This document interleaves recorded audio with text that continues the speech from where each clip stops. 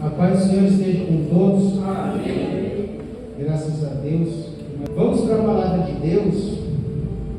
Nós estamos aí, igreja, comemorando, todo mundo sabe, a Páscoa. É uma época que as pessoas se presenteiam umas às outras, almoçam em família, se unem. É muito bom isso. Isso aproxima as pessoas. Mas muito mais profundo do que essa comemoração que as pessoas fazem aí fora, sendo crente ou não crente, muito mais profundo que isso é a gente saber que a Páscoa, hoje à meia-noite, ela acaba. É uma comemoração. Mas Jesus, que é o nosso Cordeiro, ele está vivo pelos séculos dos séculos. É isso que o crente ele tem dentro de si, esta fé. Eu não sou contra a Páscoa, porque cada um comemora. Quem quiser comemorar, amém. Quem não quiser também, para mim não faz diferença nenhuma, porque eu sei que a minha Páscoa é Jesus Cristo. Ele é o Cordeiro de Deus que me salvou, que me comprou. Então, igreja, este é o espírito de Páscoa do crente. Por isso que o crente não tem tanto apreço em comemorar a Páscoa, porque nós fazemos isso mensalmente, comemorando, lembrando a morte de Cristo até que Ele venha. Então, na ceia do Senhor, nós fazemos isso todas as vezes. A nossa Páscoa é o seu corpo e o seu sangue vertido na cruz. Mas, eu quero rapidamente falar para você o que é a Páscoa, em breves palavras. Eu não vou pregar sobre a Páscoa nessa noite, mas está relacionado à Páscoa. Talvez você não saiba disso. O que é a Páscoa que as pessoas tanto comemoram? E não é feio, não é vergonhoso você não saber, porque afinal de contas ninguém sabe de tudo. E aqui estamos para aprender da palavra de Deus. Muitas pessoas lá fora também não conhecem o que é a Páscoa. Conhecem a Páscoa pela comemoração, pelo ovo de Páscoa, pelo coelhinho da Páscoa. Mas este não é a Páscoa do crente. A Páscoa do crente é Jesus Cristo, o nosso Cordeiro, o nosso Salvador. Amém, igreja? Para você entender o que é a Páscoa, ela começa lá no livro de Êxodo, quando o povo de Deus estava escravo no Egito por mais de 400 anos. Alguns falam 430 ou 450. E ali aquele povo de Deus estava sofrendo no Egito, mas sofrendo mesmo, sendo escravos. E Deus ouve o clamor do seu povo e envia Moisés para resgatar aquele povo.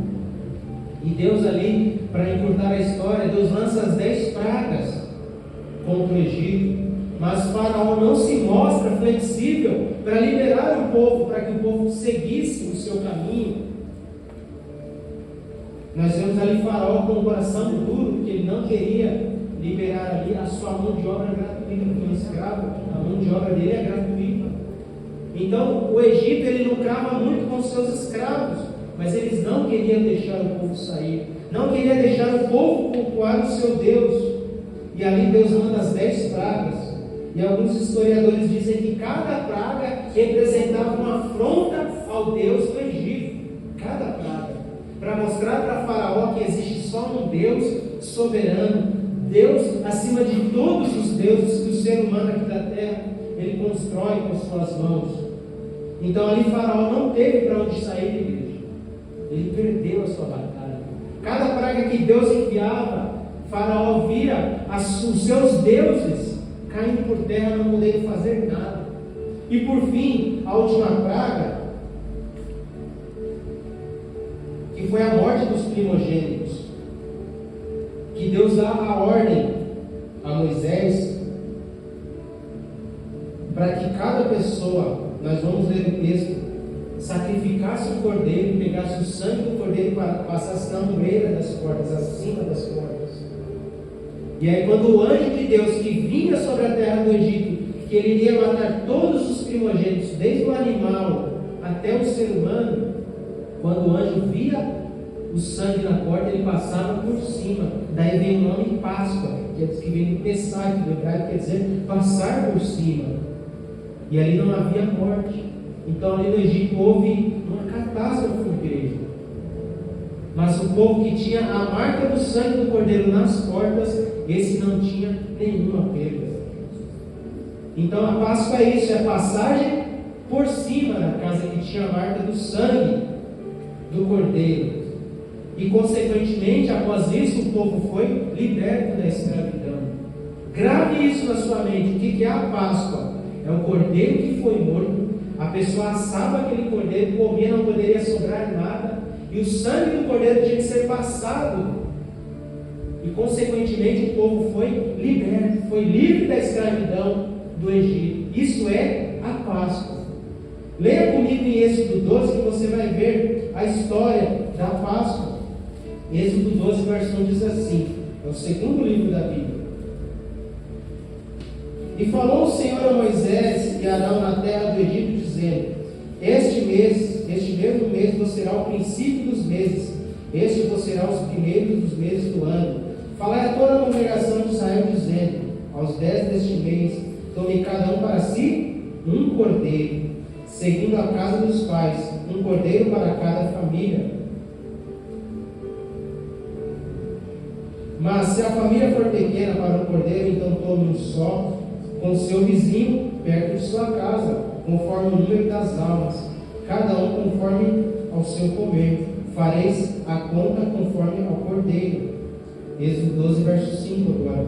O cordeiro ou cabrito será sem mácula, ou seja, perfeito, um macho de 1 ano, a qual tomareis das ovelhas ou das cabras, e o guardareis até o 14º dia deste mês. E todo o ajuntamento da congregação de Israel o sacrificará à tarde. E tomarão do sangue e poluão em ambas as ombreiras e na verga da porta, nas casas em que o comerem. E naquela noite comerão a carne assada no fogo, com pães ázimos, com ervas amargosas a comerão. Não comereis dele cru, nem cozido, nem em água, serão assado no fogo. A sua cabeça com seus pés e com a sua frescura. E nada dele deixareis até amanhã, mas o que dele ficar até amanhã queimareis no fogo. Verso 11 agora. Assim, pois, o comereis, os vossos lombos cingidos e os vossos sapatos nos pés, e o vosso cajado na mão, e o comereis apressadamente. Esta é a Páscoa do Senhor. E eu passarei pela terra do Egito esta noite, e ferirei todo primogênito na terra do Egito, desde os homens até os animais. E em todos os deuses do Egito farei juízos. Eu sou o Senhor. E aquele sangue vos será por sinal nas casas em que estiveres. Vendo eu o sangue, passarei por cima de vós, e não haverá entre vós praga de mortandade, quando eu ferir a terra do Egito. Este dia vos será por memória, e celebrá-lo-eis por festa ao Senhor nas vossas gerações, ou celebrareis por estatuto perpétuo. Então, igreja, você vê aqui o que é a Páscoa. Nada mais é do que a morte do Cordeiro. Não tem nada a ver com o de Páscoa, não tem nada a ver com o coelhinho da Páscoa. Não vou entrar nisso porque não é meu foco nessa noite. Mas para você entender o que é a Páscoa, o que se comemora a Páscoa. Aí você fala: tá, Leandro, o que tem a ver essa história com Jesus Cristo? Todo o Antigo Testamento, como o Novo Testamento, ele aponta para Cristo. Então, este evento que nós acabamos de ler aqui, ele apontava para Cristo, para o sacrifício perfeito lá na cruz do Calvário. Por isso que a nossa Páscoa é Jesus Cristo. Por quê? Porque Ele é o Cordeiro perfeito de Deus, a oferta perfeita para livrar da morte eterna aqueles que creem em seu nome. Assim como o povo do Egito foi liberto, foi livre da escravidão e passaram a ter vida, assim também nos dias de hoje, aquela pessoa que crê no nome de Jesus, ele é tirado das trevas e trazido para a luz, ele tem direito à vida eterna. Abra sua Bíblia em 1 Coríntios 5, 7. 1 Coríntios 5, 7 diz assim: alimpai-vos, pois, do fermento velho, para que sejais uma nova massa, assim como estáis sem fermento, porque Cristo, nossa Páscoa, foi sacrificado por nós. Então veja que Cristo foi sacrificado por quem, igreja?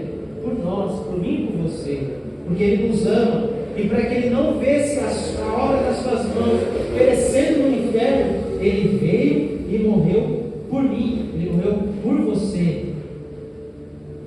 Agora eu quero falar rapidamente dos benefícios do sangue de Jesus que foi vertido lá na cruz do Calvário.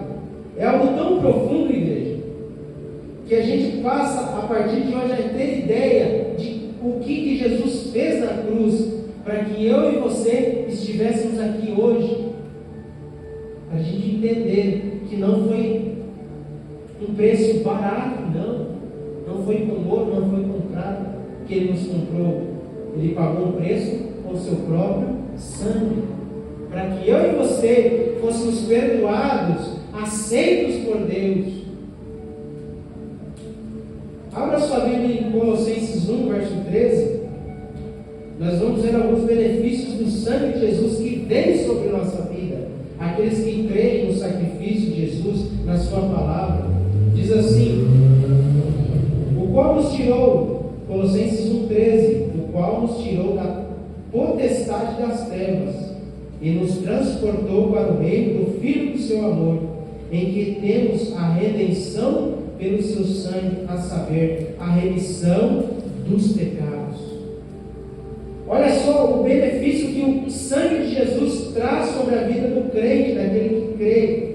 Daquele que não crê, infelizmente, o sangue de Jesus não tem nenhum efeito, porque ele não crê, ele acha que Jesus é apenas um conto, uma história. Hebreus 9, 13, o verso 14 também, diz assim: ora, se o sangue de bodes e touros e as cinzas de uma novilha espalhadas sobre os que estão cerimonialmente impuros os santificam, aqui está falando da antiga aliança, onde se sacrificavam animais para que a pessoa tivesse o seu pecado perdoado ou coberto, dando continuidade, de forma que se tornam exteriormente puros, quanto mais o sangue de Cristo, que pelo Espírito Eterno se ofereceu de forma imaculada a Deus, purificará nossa consciência de atos que levam à morte, para que sirvamos ao Deus vivo. Olha só os benefícios do sangue de Cristo que traz sobre a nossa vida, igreja. Efésios 1,7, esse texto aqui é lindo demais também. Efésios 1,7, se você não encontrar, apenas ouça.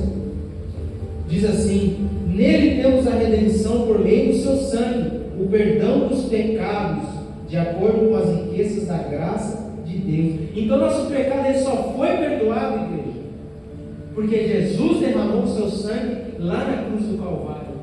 Enquanto seu sangue era derramado em favor de muitos, aos que creem no sangue de Cristo. Então, se eu e você nós somos perdoados por Deus, não é porque eu sou bonzinho, não é porque eu estou na igreja, porque eu me batizei, porque eu prego, porque não prego, não é por obras, igreja.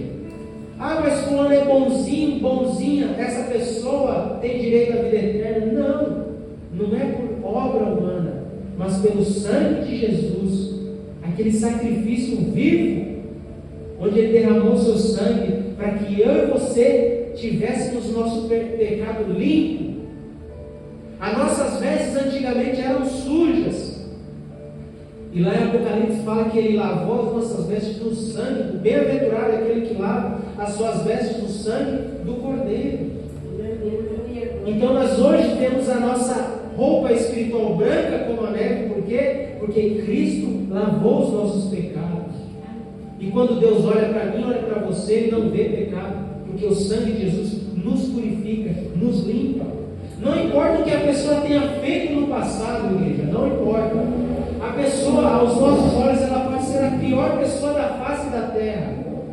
Ela não pode valer nada, ela pode ter sido um homicida, um estuprador, um ladrão, um traficante.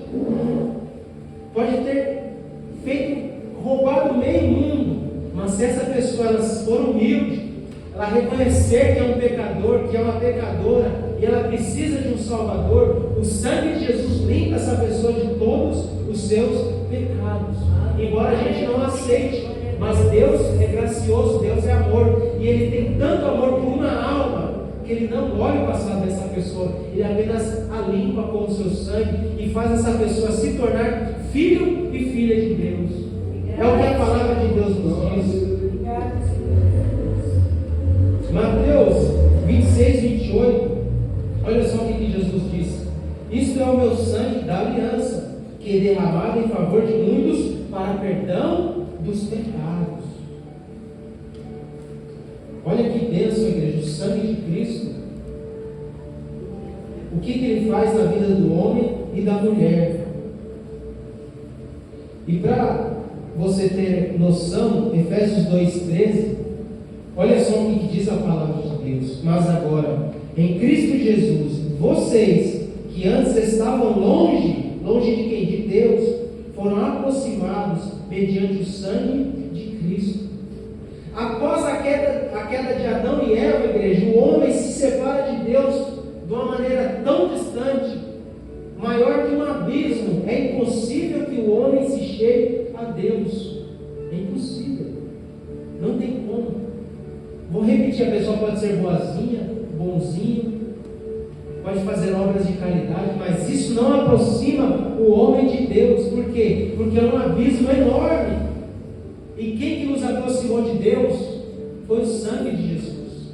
Sabe por que hoje você dobra o seu joelho e você é ouvido, você é ouvida? Porque o sangue de Jesus nos aproximou. Sabe por que você vem aqui à igreja e você sente a presença de Deus? O Espírito passa a habitar dentro de você, porque o sangue de Jesus nos aproximou de Deus. É bênção, igreja. Essa é a nossa Páscoa. Saber que o sangue de Jesus foi vertido lá na cruz, embora não merecesse nada, mas pela graça, que é um favor imerecido, Ele derramou seu sangue por amor de muitos. Segundo aos Coríntios 5,17, olha só que bênção este texto. Talvez você pense assim: Leandro, se você soubesse o que eu fiz no passado, quem eu sou, quão ruim eu sou, eu não valho nada. Mas este texto vai mostrar para você quem você é. Você é uma nova criatura mediante o sangue de Cristo. Olha só o que diz o texto, 2 Coríntios 5,17. Assim que, se alguém está em Cristo, nova criatura é. Nova criatura é. Quando você vê no Novo Testamento, nova criatura, nascer de novo, fazer um velho homem, se tornar um novo homem, está remetendo a Adão e Eva, aquela perfeição toda que nós vemos. Assim é o crente, igreja. Nós ainda não alcançamos a perfeição perfeita. Nós só vamos ser perfeitos quando o nosso corpo for transformado e passarmos a eternidade com Deus. Mas enquanto isso não acontece, o Espírito de Deus, Ele vai nos aperfeiçoando diariamente. Ninguém é perfeito, eu sei disso, mas o Espírito de Deus faz uma obra na vida do homem e da mulher que é inexplicável. Dando continuidade ao texto, as coisas velhas já passaram, eis que tudo se fez novo. E tudo isso provém de Deus, que nos reconciliou consigo mesmo por Jesus Cristo e nos deu o ministério da reconciliação. Isto é, Deus estava em Cristo reconciliando consigo o mundo, não lhes imputando os seus pecados, e pôs em nós a palavra da reconciliação, de sorte que somos embaixadores da parte de Cristo, como se Deus por nós rogasse. Rogamo-vos, pois, da parte de Cristo, que vos reconcilieis com Deus. Aquele que não conheceu o pecado, o fez pecado por nós, para que nele fôssemos feitos justiça de Deus. Olha só, ele se fez pecado por nossos pecados. É o que o texto está nos dizendo. Para que nele fôssemos feitos justiça de Deus. Então, igreja, eu poderia citar vários e vários outros textos para você, mas esse já basta. Esse é o sentido da Páscoa do crente. Jesus é a nossa Páscoa, não só neste dia, 5 de abril de 2026, mas todos os dias, Cristo é a nossa Páscoa. Todos os meses, Cristo é a nossa Páscoa, porque nós sabemos que nós estamos aqui porque o seu sangue nos lavou, nos remiu, nos perdoou, nos purificou, nos fez mais alvos do que a neve, fez as nossas roupas sujas, roupas limpas.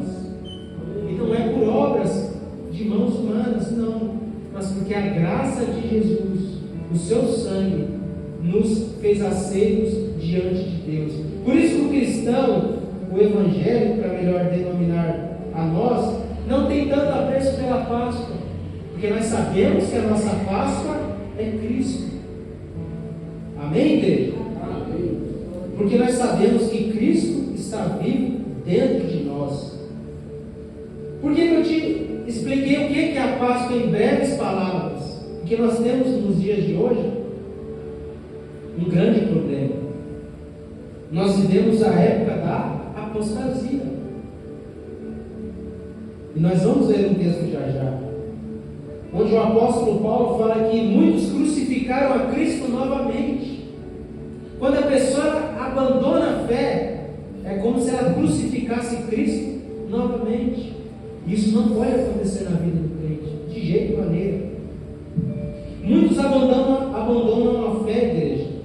E o que é pior, a pessoa abandona a fé e ainda se acha filho de Deus, filha de Deus. É impossível disso acontecer segundo a palavra de Deus. Muitos vivem uma vida que não agrada a Deus. São mais amigos dos prazeres do mundo do que amigos de Deus. E quando eu estou agindo desse jeito, é como se eu crucificasse Cristo de novo. A Bíblia vai nos dizer isso. Então o que eu quero que você medite e reflita nessa noite? No Brasil se comemora a Páscoa. Teve a sexta-feira da paixão e hoje é o domingo de Páscoa, que Jesus ele ressuscita dentre os mortos. Mas se eu ter em mente que Jesus ele foi crucificado, feito oferta viva, uma vez, definitiva, mas se eu não ter em mente de que esse sacrifício é tão valioso, e eu passo a desprezar esse sacrifício e abandonar a fé, viver uma vida que desagrada a Deus, é como se eu crucificasse Cristo de novo. Quem está entendendo, diga amém. E nós vamos, nessa noite, pegar esse tema de Páscoa para a gente refletir que eu não posso abandonar a fé.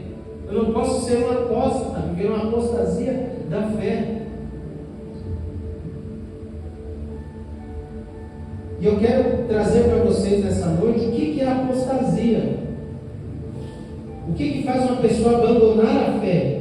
Que ela não quer mais saber de Jesus, ela não quer mais saber de Deus, ela não quer saber de Bíblia, ela não quer saber de nada que fala de Deus ou a respeito de Deus. Tem muitas pessoas que abandonaram a fé e não fazem mais parte do corpo de Cristo. Mas às vezes dentro da igreja nós estamos sujeitos a isso, igreja.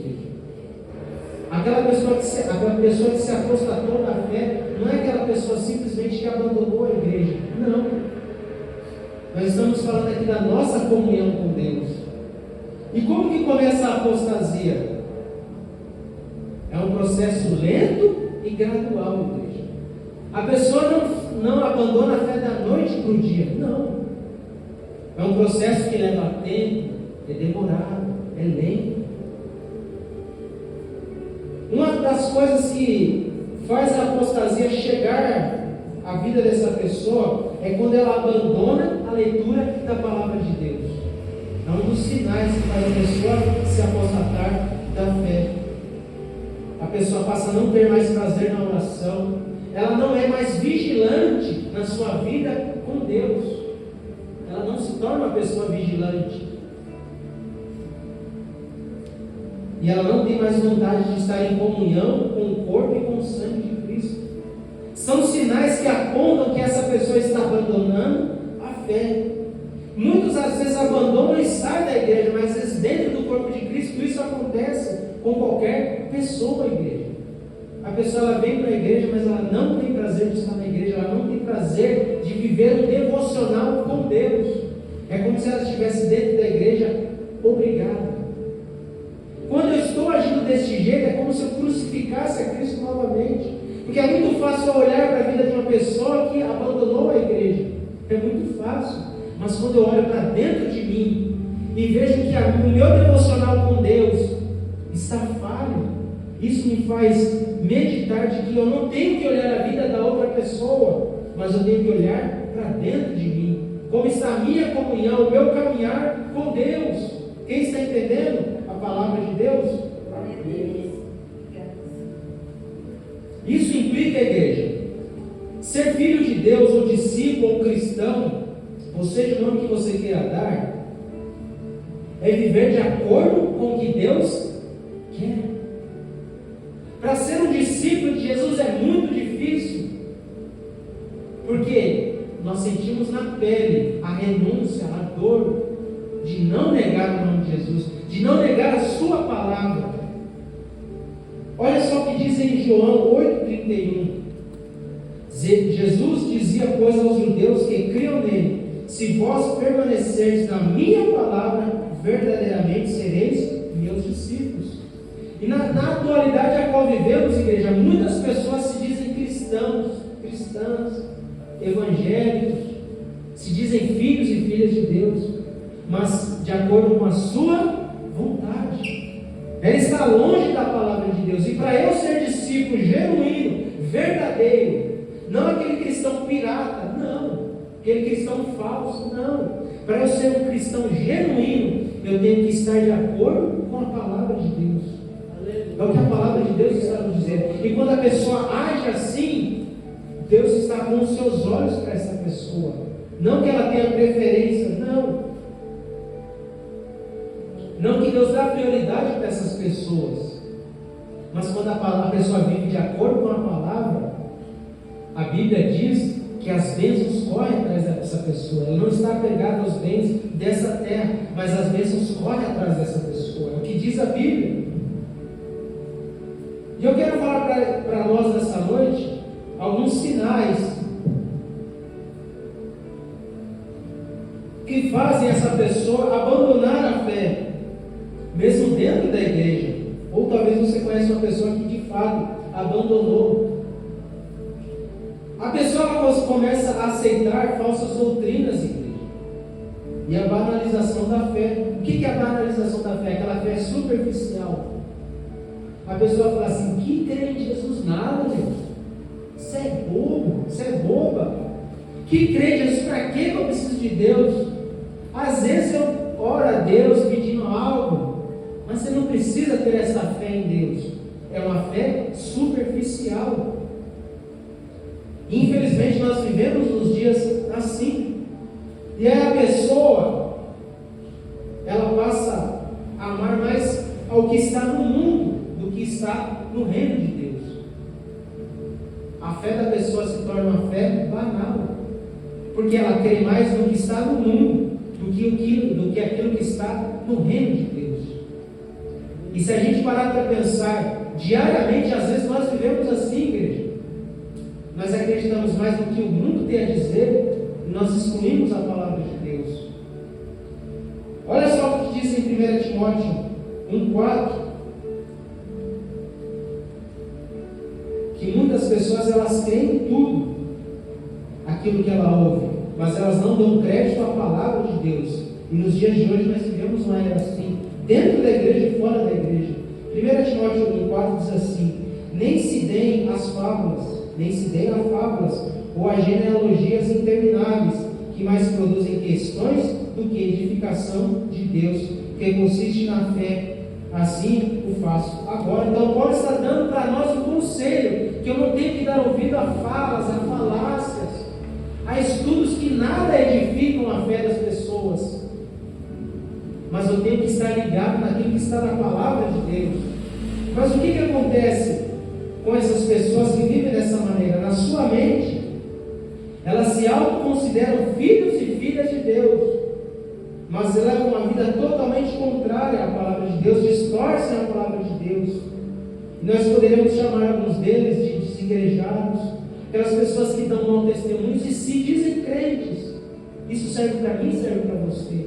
Então, no dia de hoje, se a gente parar para meditar o que é a Páscoa do crente, é ele ter em mente que Jesus morreu, ressuscitou, pagou um alto preço para que eu e você tivéssemos direito à vida eterna.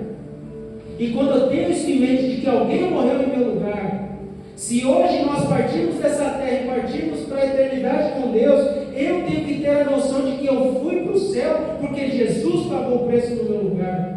Porque se não fosse o sangue de Cristo, eu não teria direito à vida eterna. É isso que o crente tem que ter em mente, igreja, de que Jesus pagou um preço. E eu tenho também que pagar um preço de renúncia diária diante de Deus. Olha só o que Jesus falou em Mateus 15:8, ele registrou isso.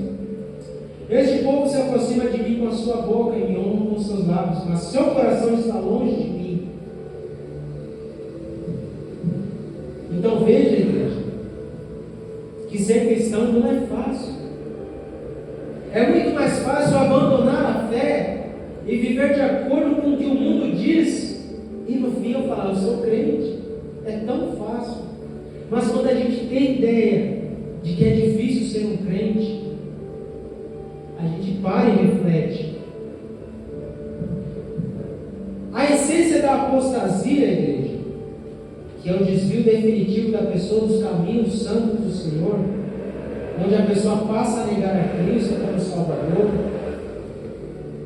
E o que acontece às vezes com essa pessoa? Ela se torna um inimigo do povo de Deus.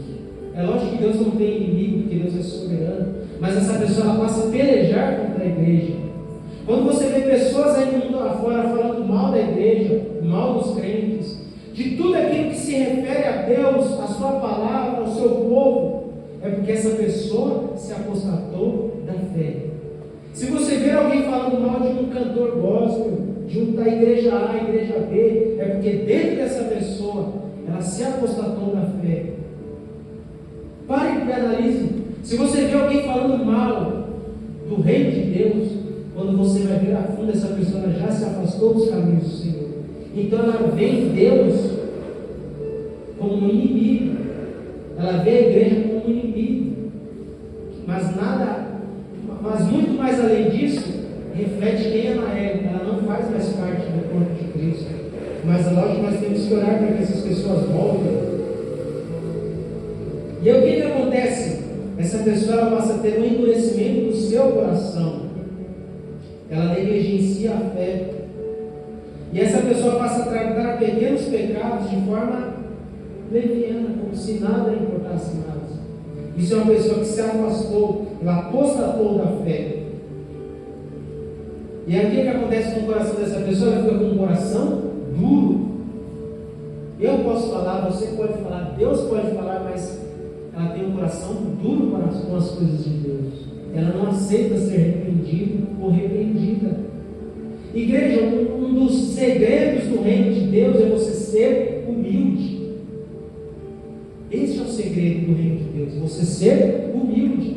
Deus fala, Leandro, você está errado. Se eu for coração duro, eu vou falar assim para Deus: Deus, cuida da sua vida, que da minha vida cuido eu. Eu faço da minha vida o que eu bem entender. Mas não é isso que Deus quer. Quando Deus fala, meu irmão, minha irmã, vigia, ande aqui, não ande ali. E eu falar assim, sim, Senhor, fala que o teu servo ouve. E a pessoa se mostra humilde. E aí Deus trabalha na vida dessa pessoa. E para encerrar, uma pergunta para a nossa meditação nessa noite. Talvez diante dessa palavra a gente fale assim, nossa, eu acho que eu não sou crente. Eu acho que eu me afastei da fé. Às vezes passa na nossa cabeça.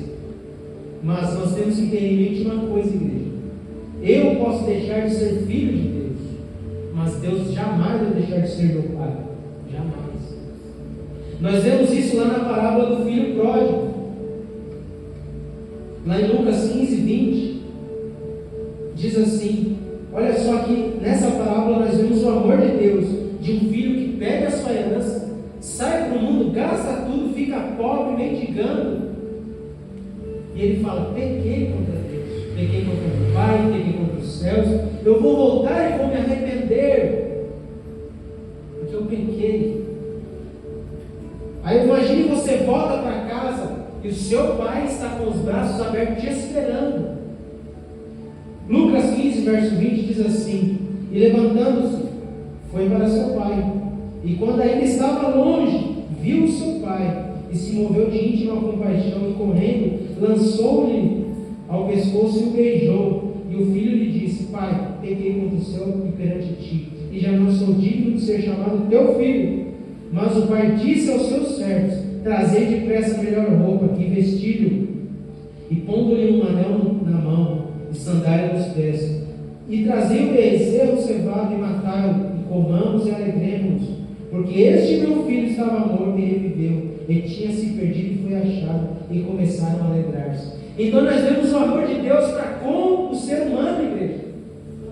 Por mais que a gente erre, a gente falhe, a gente negue, a gente é teimoso, Mas Deus sempre está de braços abertos, nos esperando, só esperando da nossa boca uma palavra humilde, dizendo: Deus, eu pequei contra o Senhor, mas aqui estou de joelho diante do Senhor.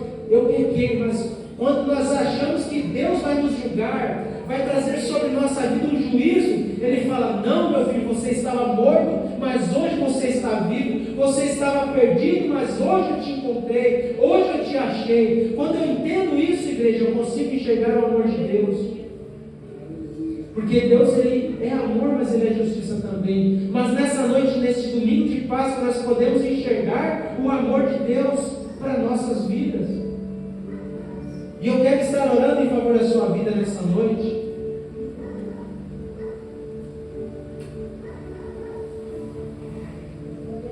Fique de pé, se puderem. Nós estaremos orando juntamente. Feche os seus olhos, fale com Deus. Essa noite é uma noite onde nós enxergamos o amor de Deus. Desde o Antigo Testamento até esta data, Deus, Ele não mudou. Ele é eterno, Ele é imutável. Pai, em nome de Jesus eu oro a Ti, nessa palavra que foi ministrada aos nossos corações.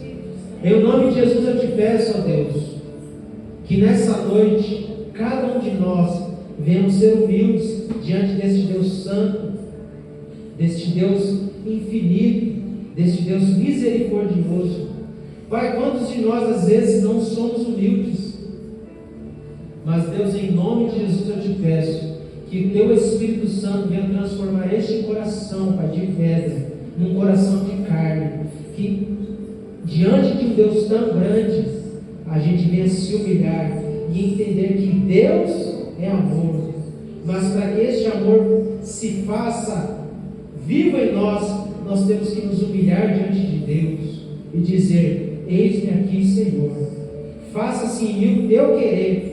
Pai, é o que eu te peço em nome de Jesus, que esta palavra qual nós ouvimos nessa noite não venha apenas ser uma teoria, mas venha ser no nosso cotidiano uma vida prática.